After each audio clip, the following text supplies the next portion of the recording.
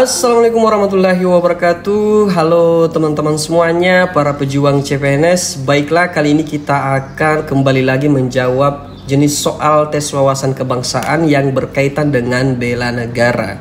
Jadi ini merupakan part keduanya, dan buat teman-teman semuanya yang belum nonton part yang pertama, silahkan berkunjung di channel kami dan tonton video sebelumnya. Ataukah teman-teman ingin menonton video menjawab soal tentang tes wawasan kebangsaan yang berkaitan dengan Pancasila, Undang-Undang Dasar, dan masih banyak lagi, silahkan berkunjung di channel kami. Nah, sekarang sebelum kita mulai, buat teman-teman semuanya jangan lupa dulu untuk like, share, dan follow channel kami. Nah, baiklah teman-teman semuanya, kita akan menjawab untuk soal yang pertama. Nah, pada soal yang pertama ini, yaitu soalnya, nasionalisme Indonesia sejak awal merupakan nasionalisme yang anti terhadap kolonialisme. Dan nah, bicara tentang nasionalisme, maka kita akan bicara tentang semangat persatuan untuk cinta tanah air, cinta tanah air. Nah, itu berarti nasionalisme ini tentu saja akan anti terhadap kolonialisme, karena kolonialisme itu adalah pahaman tentang penjajahan, tentang menjajah. Itu berarti bertentangan dengan orang yang ingin membelah tanah airnya. Nah, itu berarti kalau nasionalisme ini adalah semangat persatuan untuk cinta tanah air, membela tanah air, maka tentu saja itu anti terhadap kolonialisme. Dan nah, sekarang kalau kita coba telah satu persatu jawabannya. Kalau komunisme itu bicara tentang pahaman tentang bahwasanya semua sama. Jadi komunisme ini itu adalah suatu pahaman yang ingin menciptakan masyarakat dengan aturan sosial ekonomi, bahwasanya kepemilikan itu bersama pada alat produksinya, dan tidak ada kelas sosial yang membatasi, apalagi tidak ada perbedaan status, mau itu banyak uang atau tidak, semuanya sama. Sehingga juga komunisme ini, tentu saja untuk pahaman komunis ini sesuatu yang tidak bertentangan dengan semangat persatuan cinta tanah air, karena komunisme itu bisa juga menjadi bagian dari untuk menambah nasionalisme tersebut, sehingga nasionalisme itu tidak anti terhadap komunisme. Nah, selanjutnya liberalisme. Liberalisme itu adalah pahaman yang menitik beratkan pada kebebasan, teman-teman. Jadi itu pahaman tentang kebebasan, yang dimana memang diprioritaskan adalah kebebasan individunya, sehingga seseorang itu bisa bebas berekspresi, bebas melakukan apapun, yang tentu saja individu tersebut harus mempertanggungjawabkan apa yang menjadi kebebasannya itu, teman-teman. Jadi liberalisme ini bukanlah konsep yang bertentangan dengan semangat nasionalisme, karena ada beberapa negara tertentu yang menerapkan konsep ideologi dari liberalisme ini.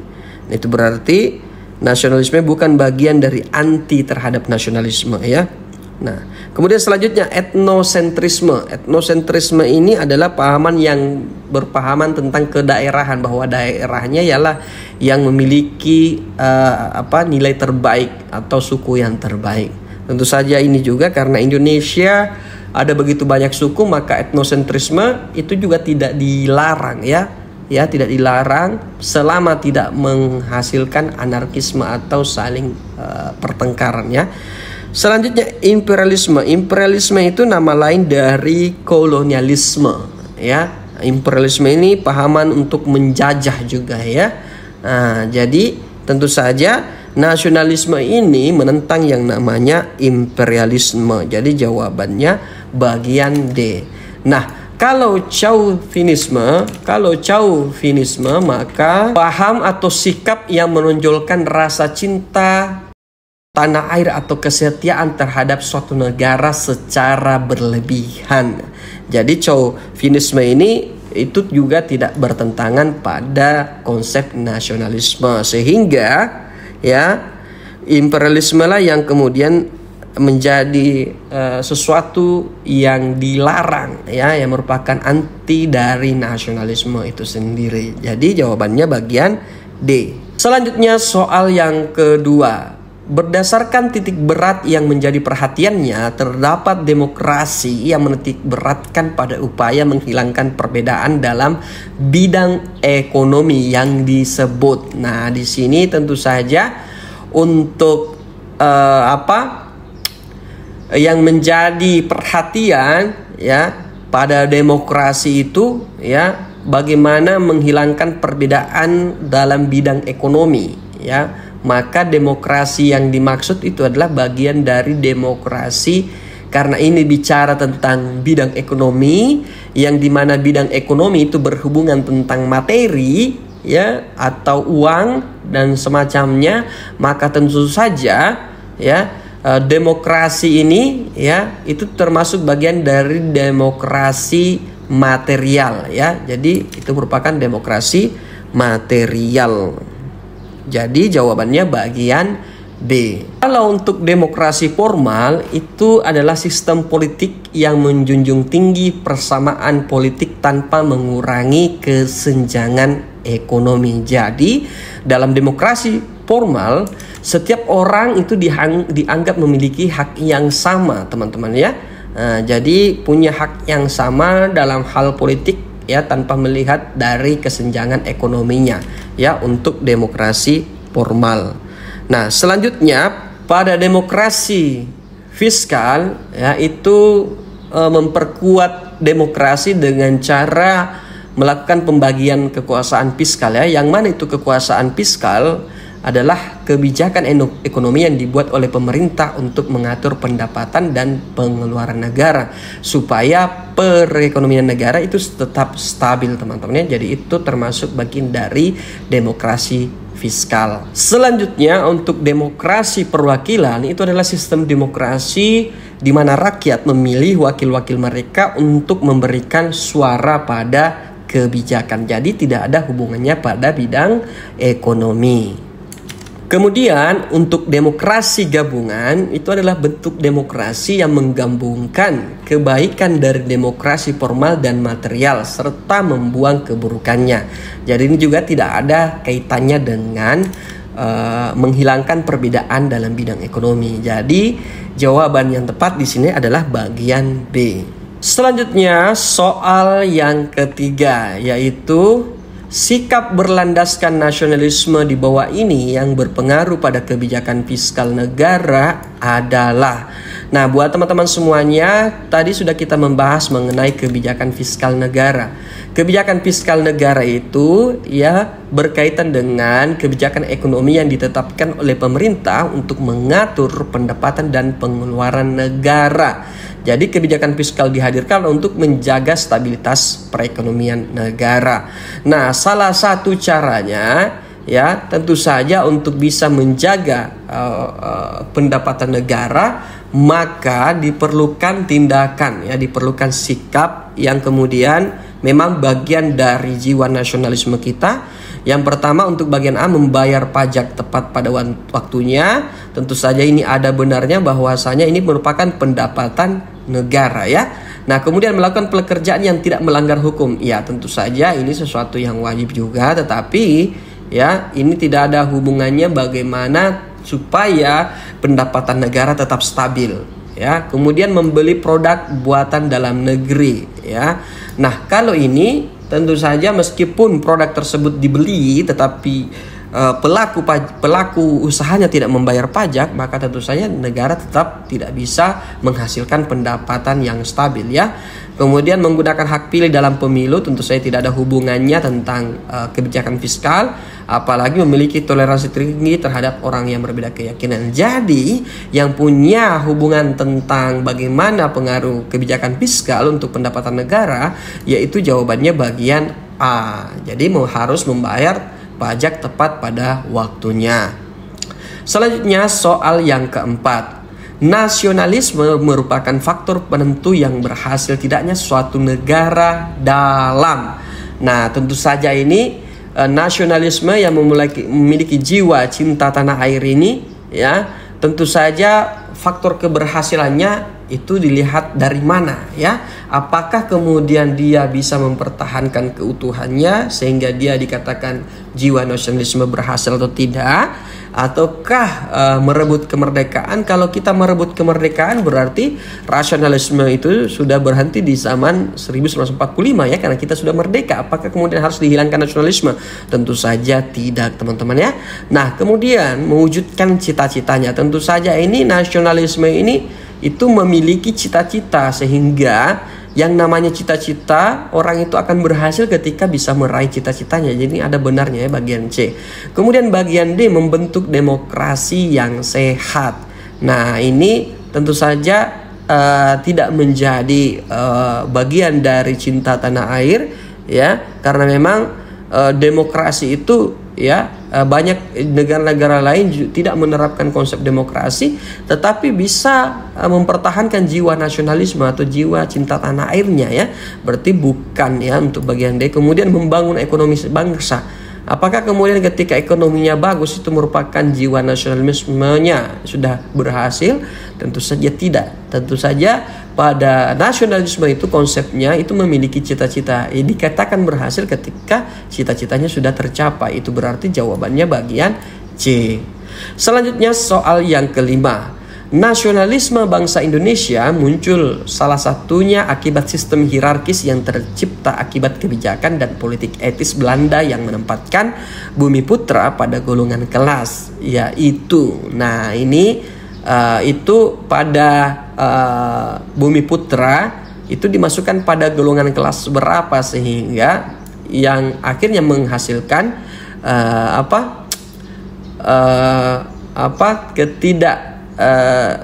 kesenjangan antara tingkatan sosial, ya, terjadi ketimpangan sosial karena memang adanya perbedaan kelas sosial, sehingga, ya, itulah yang menjadi sesuatu yang mesti dihancurkan oleh pahaman nasionalisme itu, ya, karena memang pahaman nasionalisme semua orang yang ada di dalam negara tersebut harus cinta terhadap tanah air, sehingga supaya cinta terhadap tanah air maka negara itu tidak boleh, ya, tidak boleh kemudian dibuat kelas-kelasnya, ya, dibuat kelas-kelas, tak boleh dibeda-bedakan, teman-teman, ya, sehingga semua punya hak yang sama. Nah, oleh karena itu, karena di sini pertanyaannya adalah Bumiputra pada golongan kelas berapa, maka tentu saja menurut sejarah bahwasanya pada Bumiputra itu ditempatkan pada golongan kelas ketiga dalam sistem hierarki sosial, ya. Sehingga jawabannya adalah bagian C. Selanjutnya soal yang keenam. Partai Nasional Indonesia merupakan salah satu partai dengan gerakan nasionalisme pada masa perjuangan kemerdekaan yang bertujuan untuk mencapai kemerdekaan Indonesia. Partai ini didirikan pada tahun, nah ini PNI, ya, Partai Nasional Indonesia. Tentu saja menurut sejarah Partai Nasional Indonesia didirikan pada tahun 1927, sehingga jawaban yang benar adalah bagian E. Selanjutnya soal yang ketujuh. Nasionalisme di mana negara memperoleh kebenaran politik dari penyertaan aktif rakyatnya atau kehendak rakyat merupakan nasionalisme bentuk. Nah, ini kalau memang, ya, itu berdasarkan kehendak rakyat, maka nasionalisme tersebut itu dikatakan sebagai bentuk nasionalisme sipil, ya, karena memang dikatakan sipil itu adalah masyarakat atau rakyat, ya, sehingga jawabannya bagian B. Kalau etnis ini budaya, kemudian kalau ini bentuk kenegaraan tentu saja tidak hubungannya dengan nasionalisme, kemudian ini budaya sama dengan etnis, kemudian identitas sama juga dengan etnis, teman-teman, ya. Oke, jadi jawabannya adalah bagian B, yaitu sipil. Selanjutnya soal yang ke-8. Paham integralistik atau paham penyatuan yang terkandung dalam Pancasila meletakkan asas kebersamaan hidup dan keselarasan dalam hubungan antar individu maupun masyarakat. Ini berarti paham negara integralistik yaitu jadi pahaman negara integralistik itu supaya dia bisa menyatu, ya, maka tidak boleh ada pemihakan, ya. Apalagi jawabannya sini bagian A, membela kaum minoritas. Berarti kaum minoritas itu bagaimana, ya, berarti akan menimbulkan perpecahan atau disintegrasi. Nah, kemudian tidak memihak yang kuat. Tentu saja ini juga ada benarnya, ya, bahwa kita jangan melakukan pemihakan kepada orang-orang yang punya kekuasaan yang besar, ya. Kemudian selanjutnya C, mengusahakan kesejahteraan seluruh rakyat, ya. Tentu saja ini untuk mengusahakan kesejahteraan seluruh rakyat itu memang benar, tetapi pasti kalau hanya sekedar mengusahakan, ya, apalagi rakyat tersebut ada banyak, tentu saja tidak bisa kita sejahterakan secara keseluruhan, ya, akan sangat sulit, ya. Nah, ini juga tidak ada hubungannya dengan paham negara integralistik, kecuali, ya, yang merupakan pahaman bagian dari pahaman negara integralistik itu memang tidak boleh melakukan pemihakan kepada yang kuat, ya, harus membela yang lemah, ya. Kemudian menjaga keamanan rakyat. Ini bagian D, ya. Tentu saja ini bukan bagian dari bagaimana paham negara integralistik, ya. Kemudian bagian E, menekankan kepada kewajiban rakyat untuk menghormati pihak lain. Nah, tentu saja ini kalau rakyat kemudian diberikan kewajiban untuk menghormati pihak lain, kalau dia pihaknya salah maka tidak perlu kita hormati, ya. Nah, itu berarti supaya yang menjadi bagian dari pahaman integralistik itu adalah tidak melakukan pemihakan kepada yang kuat. Jadi perlu pemihakan kepada yang lemah, karena biasanya yang lemah itu biasa tertindas, sehingga supaya negara ini tetap saling menyatu maka negara kemudian hadir, ya, harus hadir untuk memihak kepada yang lemah. Jadi jawabannya bagian B. Selanjutnya soal yang ke-9. Segala macam masalah yang terjadi dalam keanekaragaman dapat ditemukan dan dicapai titik temunya apabila terdapat sikap dan sikap berikut, kecuali. Jadi supaya segala macam masalah yang diakibatkan artinya anti keanekaragaman itu kita dapat menyelesaikannya, ya, jika kita mengutamakan sikap, sifat, dan sikap sebagai berikut. Karena ini ada kata kecuali, berarti kebalikannya, teman-teman, ya. Berarti di sini ada 4 yang benar dan ada 1 yang salah. Nah, sikap toleran tentu saja penting, perlu untuk bisa menjaga keanekaragaman. Saling percaya tentu perlu, ya. Kalau sektarian itu berarti hanya berpahaman bahwa sektenya atau kelompoknya yang benar, ya. Nah, tentu saja ini sesuatu yang salah. Supaya tetap terjadi, supaya tetap mengatasi masalah keanekaragaman, maka pahaman atau sikap sektarian ini harus dihilangkan, atau sikap yang cinta terhadap kelompoknya sendiri, ya. Maka tentu saja sikap dan sifat sektarian ini harus dihilangkan supaya menjadi pemecah atau menjadi solusi dalam keanekaragaman. Jadi jawabannya bagian C. Selanjutnya nomor 10. Integrasi nasional secara politis memiliki arti penyatuan berbagai kelompok budaya dan sosial dalam kesatuan wilayah nasional Indonesia untuk membentuk suatu kesatuan. Nah, tentu saja di sini jawabannya adalah karena ini bicara tentang budaya, ya, maka pasti itu bicara tentang identitas, ya. Nah, supaya ini terjadi satu kesatuan, ya, dalam wilayah nasional, maka mesti diterapkan yang namanya identitas nasional, bahwasanya keanekaragaman budaya yang hadir dan sosial yang hadir hari ini, maka itu dijadikan sebagai identitas nasional kita. Jadi identitas nasional kita adalah keanekaragaman itu sendiri ya. Jadi jawabannya adalah bagian D. Kalau kesatuan berbangsa tentu saja tidak ya. Kemudian kesatuan bernegara sama halnya dengan berbangsa. Kemudian membentuk kelompok nasional tentu saja juga salah ya. Nah, kemudian kelompok kebangsaan, kalau sudah kebangsaan pasti sudah tidak ada kelompok-kelompoknya teman-teman ya. Nah itu berarti di sini integrasi nasional secara politis ya memiliki arti penyatuan berbagai kelompok budaya nasional dalam kesatuan wilayah nasional untuk membentuk suatu identitas nasional. Jadi budaya itu dan bagaimana supaya penyatuan terjadi ya, maka dibentuklah dengan adanya identitas nasional. Jadi jawabannya bagian D. Nah baiklah teman-teman semuanya, seperti itulah jawaban dari soal bela negara untuk teks wawasan kebangsaan part yang kedua. Semoga ini bermanfaat. Jangan lupa untuk like, share, dan follow channel kami. Assalamualaikum warahmatullahi wabarakatuh.